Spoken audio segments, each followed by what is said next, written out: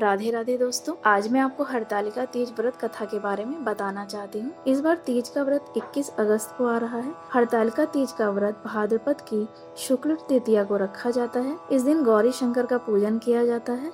इस व्रत को कौमारी तथा सौभाग्यवती स्त्रियां ही करती हैं। इस दिन स्त्रियों को निराहार रहना होता है। संध्या समय स्नान करके शुद्र वस्त्र धारण करके पार्वती जी और शंकर जी की प्रतिमा के सामने संपूर्ण सामग्री से पूजा करनी चाहिए। सुहाग की पिटारी में सुहाग की सारी वस्तुएं रखकर पार्वती जी को चढ़ाने का विधान इस व्रत का प्रमुख उद्देश्य है। शिव जी को धोती और अंगोछा चढ़ाया जाता है। सुहाग की सामग्री किसी ब्राह्मणी को तथा धोती और अंगोछा किसी ब्राह्मण को दान दे दें। तत्पश्चात अपने बड़ों का चरण स्पर्श करके आशीर्वाद लें। इस प्रकार पार्वती जी और शिव जी का पूजन आराधना करके कथा सुननी चाहिए। इस व्रत को करने से स्त्रियां सौभाग्यशाली होती हैं। इस व्रत में भगवान शिव और पार्वती जी की कथा अवश्य सुननी चाहिए। कहा जाता है कि भगवान शिव ने पार्वती जी को उनके पूर्व जन्म का स्मरण कराने के उद्देश्य से ये कथा उनसे कही थी। भगवान श्री भोले शंकर बोले, हे गौरी पर्वतराज, हिमालय पर स्थित गंगा के तट पर तुमने अपनी बाल्यावस्था में 12 वर्षों तक अधोमुखी होकर घोर तप किया था। इतनी अवधि तुमने अन्न न खाकर पेड़ों के सूखे पत्ते चबाकर व्यतीत की। तुम्हारी इस तपस्या को देखकर तुम्हारे पिता बहुत दुखी हुए। तब एक दिन तुम्हारी तपस्या तथा पिता का कलेश दूर करने के लिए नारद जी तुम्हारे घर पधारे। तुम्हारे पिता ने हृदय से अतिथि सत्कार करके उनके आने का कारण पूछा। तो नारद जी ने कहा, गिरिराज, मैं भगवान विष्णु के भेजने पर यहाँ उपस्थित हुआ हूँ। आपकी कन्या ने बड़ा कठोर तप किया है। इससे प्रसन्न होकर वे आपकी सुपुत्री से विवाह करना चाहते हैं। मैं इस संदर्भ में आपकी राय जानना चाहता हूँ। महामुनि जी की बात सुनकर गिरिराज गदगद हो उठे। उनके तो जैसे सारे कलेश ही दूर हो गए। प्रसन्नचित होकर वे बोले, श्रीमन, यदि स्वयं विष्णु मेरी कन्या का वरण करना चाहते हैं तो भला मुझे क्या आपत्ति हो सकती है। वह तो साक्षात ब्रह्मा है। हे महर्षि, ये तो हर पिता की इच्छा होती है कि उसकी पुत्री सदा सुख संपदा से युक्त रहे। पिता की सार्थकता तो इसी में है कि पति के घर जाकर उसकी पुत्री पिता के घर से अधिक सुखी रहे। नारद जी तुम्हारे पिता की स्वीकृति पाकर विष्णु जी के पास गए और उनसे तुम्हारे ब्याह के निश्चित होने का समाचार कह सुनाया। मगर इस विवाह के संबंध में जब तुम्हें ये बात पता चली तो तुम्हें बहुत दुख हुआ।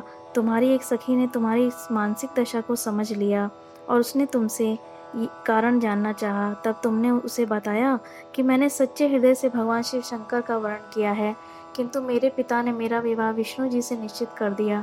मैं बहुत विचित्र धर्म संकट में हूँ। अब मैं क्या करूँ?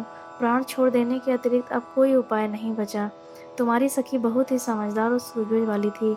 उसने तुम्हें समझाया कि संकट के मौके पर धैर्य से काम लेना चाहिए। नारी के जीवन की सार्थकता इसी में है कि पति रूप में हृदय से जिसे एक बार स्वीकार कर लिया, जीवन प्रयत्न उसी से निर्वाह करे। सच्ची आस्था और एक निष्ठा के समक्ष तो ईश्वर को भी समर्पण करना पड़ता है। मैं तुम्हें घनघोर जंगल में ले जाती हूँ, वहाँ तुम साधना करो और तुम्हारे पिता भी तुम्हें वहाँ नहीं खोज पाएंगे। तुमने ऐसा ही किया। तुम्हारे पिता ने तुम्हें घर पर ना पाकर बहुत दुखी हुए और चिंतित हुए। वे सोचने लगे कि न जाने कहाँ चली गई। मैं तो विष्णु जी से उसका विवाह करने का प्रण कर चुका हूँ। यदि भगवान विष्णु बारात लेकर आ गए और कन्या घर पर ना हुई तो बहुत अपमान होगा। मैं तो कहीं मुंह दिखाने के योग्य भी नहीं रहूंगा। यही सब सोचकर गिरिराज ने जोर शोर से तुम्हारी खोज चालू कर दी। इधर तुम्हारी खोज होती रही, उधर तुम अपनी सखी के साथ नदी के तट पर आराधना करती रही।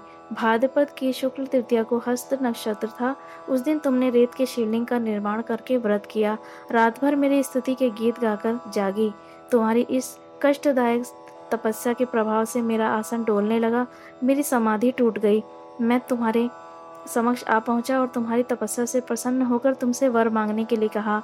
तब अपनी तपस्या के फलस्वरूप तुमने मुझे समक्ष पाकर यह कहा कि मैं आपको पति के रूप में वर्ण कर चुकी हूँ।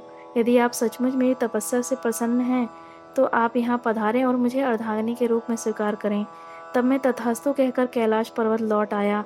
प्रातः होते ही तुमने समस्त पूजा की सामग्री नदी में प्रवाहित करके अपनी सहेली के साथ व्रत का पारण किया। उसी समय तुम्हारे पिता तुम्हें खोजते हुए वहाँ पहुँचे। तुम्हारी इस कष्टदायक तपस्या को देखकर उन्होंने उसका उद्देश्य पूछा और वह बहुत दुखी हुए। पीड़ा से उनकी आंखों में आंसू आ गए। तो तुमने उनके आंसू पूछते हुए उनसे कहा कि पिताजी, मैंने तो अपना अधिकांश समय कठोर तपस्या में बिताया है। मेरी इस तपस्या का उद्देश्य केवल यही है कि मैं महादेव को पति रूप में पाना चाहती हूँ। तब गिरिराज जी महाराज मान गए और तुम्हें घर ले आए। कुछ समय के पश्चात उन्होंने विधि पूर्वक हम दोनों का विवाह करवाया। हे पार्वती, भाद्रपद की शुक्ल तृतीया को तुमने मेरी आराधना करके जो व्रत किया था, उसी के फलस्वरूप मेरा विवाह तुमसे हो सका।